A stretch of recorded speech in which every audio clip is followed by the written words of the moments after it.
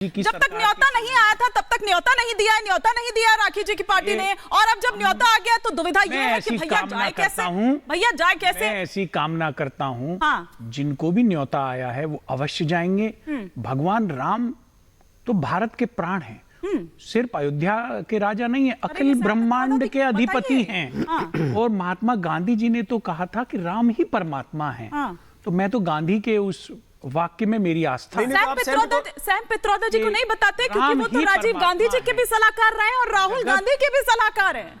अब देखिए सैम पित्रोदा जी राम के प्रति कोई ऐसा बयान नहीं दे सकते जिससे विवाद खड़ा हो सकता है कि सुना दीजिए इनको, उसको तोड़ मरोड़ के पेश किया जा रहा हो। अच्छा, ये मैं वेट कर रही थी दुष्यंत जी, बहुत देरी कर दी आपने आते आते, बहुत देरी कर दी आपने आते आते कि तोड़ मरोड़ कर पेश किया है ना, तोड़ मरोड़ कर पेश किया है। क्यों आचार्य जी? वो तो ये कह रहे हैं कि मुझे चिंता हो रही है, वो चिंतित है कि पूरा देश जो है वो सिर्फ एक ही जगह पर आकर फोकस कर रहा है और वो है राम मंदिर। मुझे तो समझ में नहीं आ रही किस मुंह से जाएंगे, किस मुंह से जाएंगे। जो कहते थे राम काल्पनिक है, जो कहते थे कि राम मंदिर का डिसीजन आना ही नहीं चाहिए, 24 के बाद आना चाहिए, 19 के बाद आना चाहिए, आज वो जाएंगे भी तो किस मुंह से? मतलब मुझे बड़ा अजीब लग रहा था। आप इनसे पूछ रहे हैं जाएंगे कि नहीं जाएंगे। जाएंगे तो राम को अपना कौन सा चेहरा दिखाएंगे? बयानात भी आए थे, हालांकि रिपीट करना उनको बड़ी अजीब बात होगी कि मेरी लाश पर बनेगा फावड़ा चला देना। हालांकि वो है नहीं अर्जुन सिंह जी की अगर बात की जाए तो उन्होंने तो ये भी कहा था, इस तरह के बयान कैसे आए थे?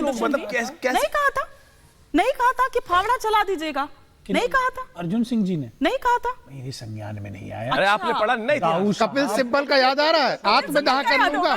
दाऊ साहब स्वर्गीय हैं और बहुत बड़े व्यक्तित्व थे हमारे राष्ट्र के। उन्होंने मानव संसाधन विकास मंत्रालय संभाला, हम सब की प्रेरणा के स्रोत हैं। लेकिन मैंने, आप चलवा दीजिए अगर आपके पास कोई वीडियो है उनका।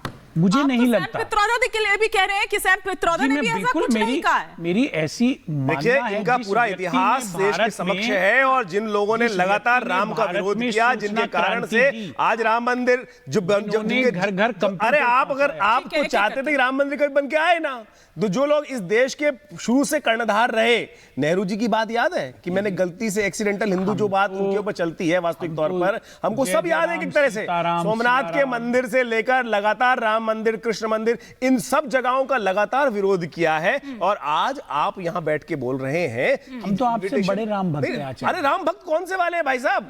मुंह में राम बगल में छुरी वाले राम लगते हैं आप, मुझे सब दिखाई देता है। भाजपा के लोग हैं जो राम की भक्ति की बात बताने का वास्ता है, आज आपकी वास्तविकता सैम पित्रोदा ने बता दी।